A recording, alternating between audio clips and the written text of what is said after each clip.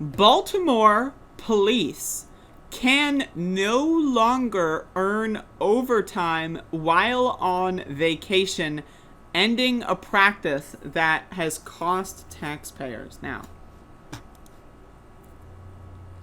you might be reading this, you might be listening to my words, and you might be saying to yourself, overtime on vacation?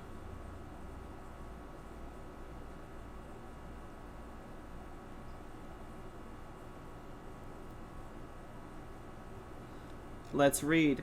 Baltimore police officials say they have told all employees they cannot collect overtime pay while on paid vacation, saying that technology upgrades should make it easier to halt the practice, highlighted in an Inspector General's report last month. Shala Graham, the department's chief financial officer, told members of City Council Wednesday that the department will no longer allow police employees to file for overtime pay in addition to vacation pay.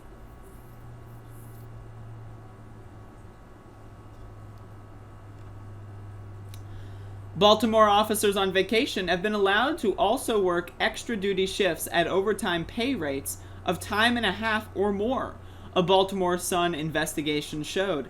Many officers use that policy to rack up tens of thousands of dollars in paid overtime, with 5 officers each logging more than 2,000 hours of overtime in a single year. So what they're doing is they're on vacation, and they say, I'm bored. I just beat my wife, and she's passed out on the floor bleeding. So let me maybe go patrol around the streets and see if I can steal any weed from a bunch of black kids and send them to jail. And so then they get paid overtime for that instead of just regular time because they're already getting paid vacation.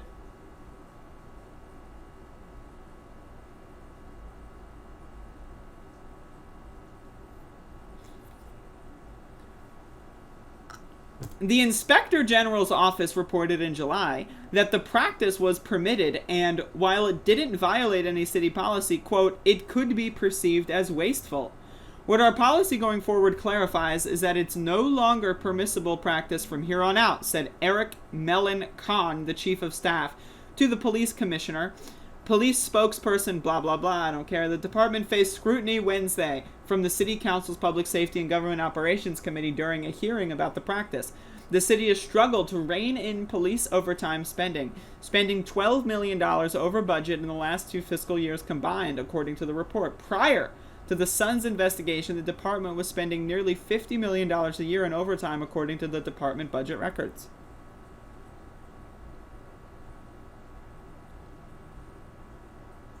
What? According to the department, the practice of double dipping, let me get this straight. So they dipped, and then they took a bite, and the bite was not a complete bite. And then instead of taking a second bite, they went in and they dipped again. There's no way to explain this.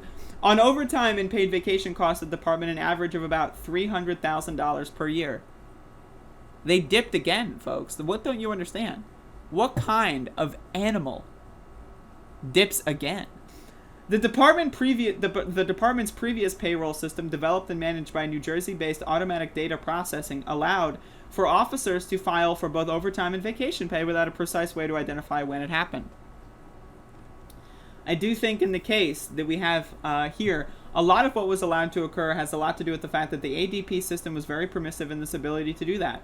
So it was like a technical system, and that system was like designed horribly, and they're like, oh, well, all right, let's fucking score some cash, bro.